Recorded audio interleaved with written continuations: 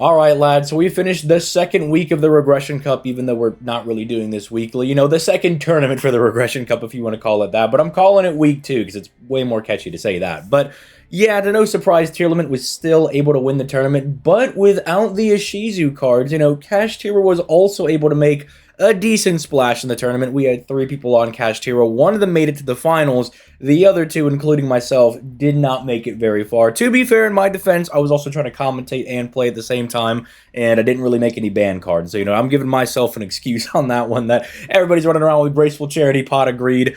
I'm still having to use, like, Pot of Prosperity, which is good in Cash Tira, but I would also like the extra consistency. But enough of a pity party for myself. You guys want to know what the bans are going to be moving into the third week, and I really just thought hard about this one because I really do not want to go the same route as the TCG, the OCG, and Master, where you just start slaughtering all the tier limit names, because I would still like the deck to kind of be playable and exist in some capacity.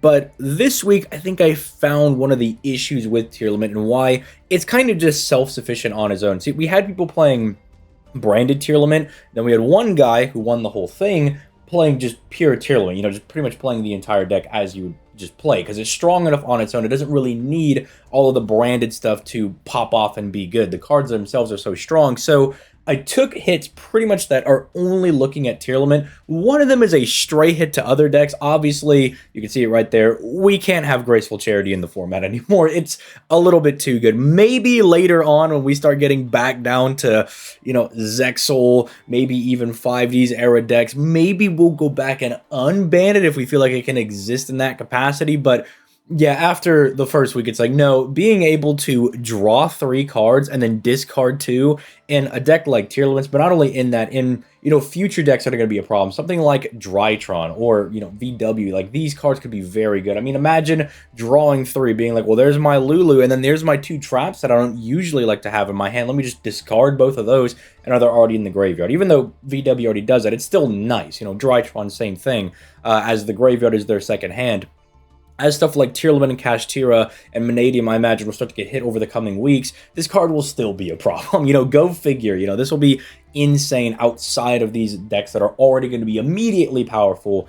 This card's got to go. Pot of Greed we'll run with for as long as we can until realistically it starts to become kind of annoying. But with stuff like Max C band, you know, I think like pot agreeing into like your going second cards, or like especially like your really annoying hand traps, that might be kind of a problem even with Max C gone. You know, you pot agreed, you're like, oh well, I found all my going second cards. I not only was able to set up my board, but I found my Imperial Order, which is still legal right now. Or if you're fighting a banished deck, I don't know, your Imperial Iron Wall, you know, stuff like that. Things could be blowouts, dimension barriers. We'll see about that one and see how it goes. But as you can see, we're taking a little bit of an interesting philosophy in hitting tier limit, and because I don't really want to hit the names, because the TCG and OCG have already done that, but tier limit has a lot of power in their spell trap lineup, because, I mean, you've got a Book of Moon, which is kind of one of the weaker effects, but it's still very good. I imagine this would be abusable. I almost kept this one in here, but I was like, let's just get rid of all of them. You have a Book of Moon. You have essentially, quote-unquote, a Judgment card, you know, a counter trap. You have Negate that's very strong, that also allows you to, like, send one of your tiers to the graveyard on your opponent's turn to further let you play on theirs turn. I mean, you have in archetype spell trap removal, you have just more mills on top of Scream. You have, I mean, this is kind of like a search if we were going to hit Pearl of Rhino, and I almost left this because Pearl of Rhino is insane because it searches you any one of your tier guys, and it pops whenever you fusion summon. And Pearl of Rhino over here, I was like, well, I mean, it's still good, but maybe they can have it. But as I was kind of reading it, I was like, we probably have to get rid of this card. We probably still can't let them have any field spell. And then, I mean, this one is just kind of like a search for any of your tier guys as well. It's like, even though I don't think it's really played all that much, we got to get rid of it, right?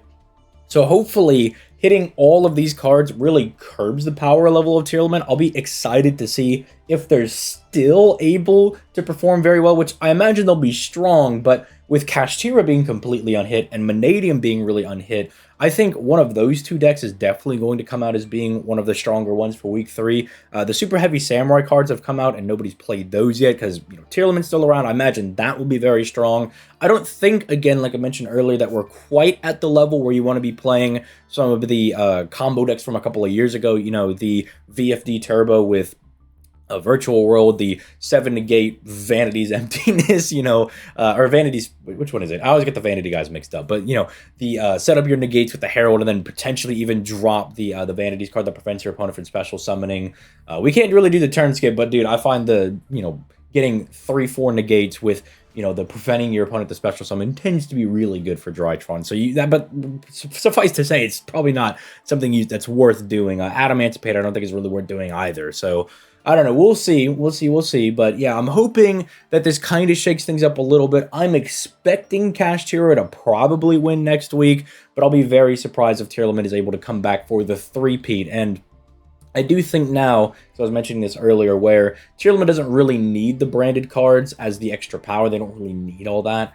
Now I think it might be interesting to do something like branded Tearlaments or some like Bestial Tearlament strategy, where you're able to mill guys like your Sauroniers, your Lubellion, stuff like that kind of do like to be milled. I believe the Continuous spell is one that you can add back as well if that card is milled. So there might be some type of strategies in there. I'll be kind of excited to see how they go. But, get to brewing.